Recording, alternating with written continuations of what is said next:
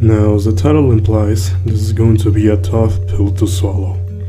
Not really for me, as I've personally dealt with the conflicting feelings this brings long ago, and I live in peace with it today.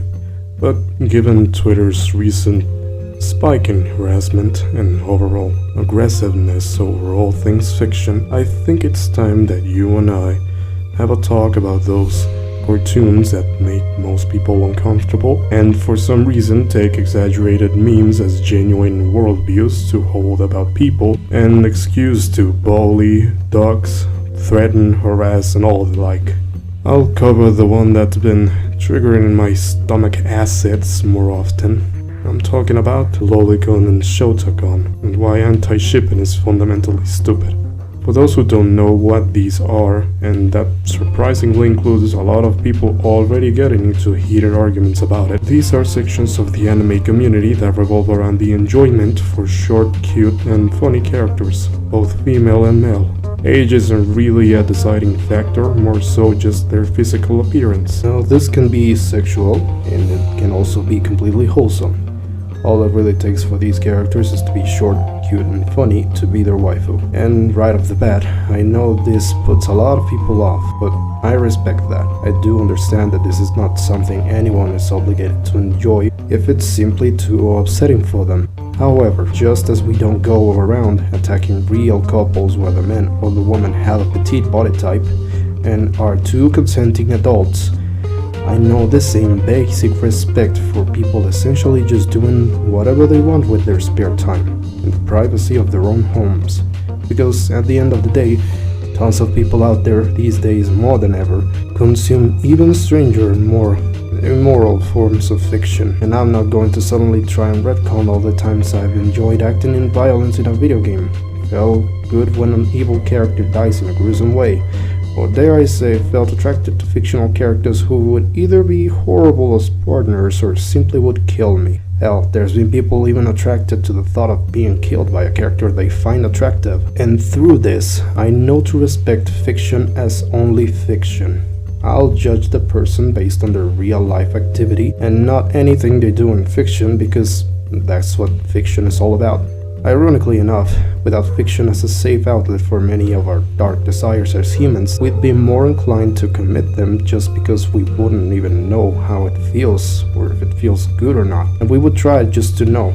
Or if we already have these desires, we'd end up acting on them with real consequences all to satisfy them. Today, we are spoiled with the invention of the internet. If you got some desire you wouldn't want to commit in real life, all you gotta do is search for it and it'll be there, so long as it involves no real harm to other people. Now, for any normal individual watching this is all probably redundant to know. I mean, yeah, fiction is fake, nothing you do there defines you. This is obvious, why are we going over this? Well, my sweet summer child, there appears to be a large number of people, self-proclaimed anti-shippers, mostly composed of actual underage people, undercover pedophiles, and failed content creators of any kind looking for some easy clout. They'll constantly rant about how pro-shipping and pro-shippers, sometimes called pro-shitters, I'm not shitting you, I was online when I said they were comprised mostly of children, who all appear to hold this strong belief that Lolicon in particular is actually bad, and it turns people into the P word, which I'm not gonna say besides the one time I already did, because I wouldn't mind having a bunch of assholes telling me to kill myself for retweeting Osaka getting hit in the face with a volleyball. But the thing is, these people will use the P word for every argument they start about this. And it is a serious word I'd rather not have misused to wrongfully accuse a huge entire section of the anime community of something pretty serious, because that ruins the credibility of the word, and it hinders actual victims of child abuse to actually speak out against real offenders. Now, to most communities, this happens only once or twice, and the community ever since feels embarrassed because someone actually did turn out to be an offender, and now they just feel stained by this and judged as if they were all like this.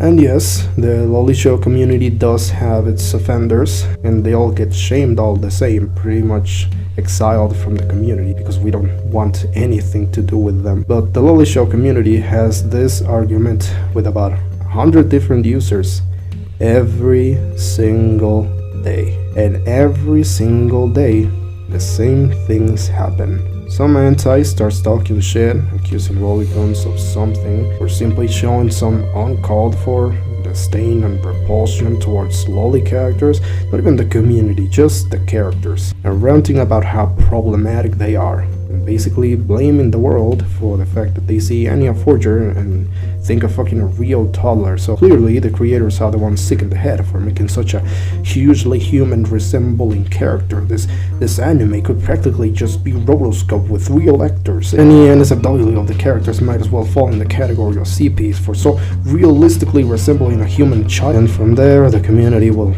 obviously mock their crazy logic and either see that they have lolly characters in their likes, are part of another community that can easily judge by the same logic, like furries. What if we suddenly decide to start calling all furries zoophiles? Because clearly, this buff wolf character with anime eyes, human facial expressions, and lingo resembles my dog Poochie, so it's their fault for being so sick in the head actually wanted to fuck them. The anti in question continues to double down on their lunacy, backing themselves up into a corner and continuing to make a fool out of themselves, going as far as to try and draw the line in weird conditions. Like, oh, enjoying violence in fiction is okay because it's part of the story. You do it because you're fighting evil, wrong? Yes, but enjoying something immoral in fiction isn't the same as jerking off to it. That's the line where you're actually poisoning your brain, wrong?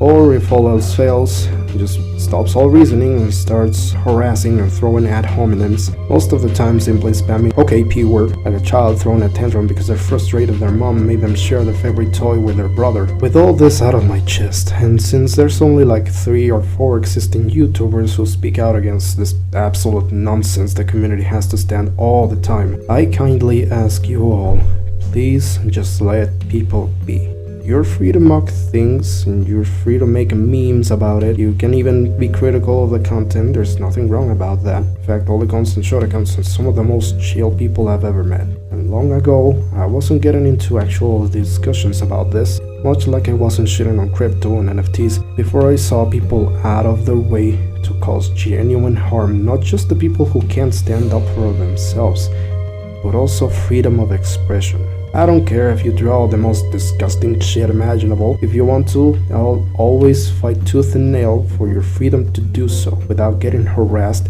and threatened by people who don't even care who you are as a person. From there, the whole thing has just been a mess, because flawed ways of thinking like this leads you to the dumbest hills anyone could die on. Liking adult cosplayers is P-word. A 1-year gap between 2 consenting adults is P-word. This adult-looking character is canonically underage, so liking them is P-word. Such and such art styles are problematic because they're pro-shipper art styles, and your friend is secretly a pro-shipper, so you gotta cut them off your life completely. Just found out that this series is actually pro-ship. I'm gonna fucking bomb it. Pro-shipping is pretty much all fiction, because it's just the right to ship whatever character you want, even if they're not compatible at all in any way. You can just do it because they don't exist. I suggest you take this pill if you haven't yet, as hard as it is to swallow at first, and thank me later when you don't have to suffer for caring about the canonical age of some big titty dragon maid.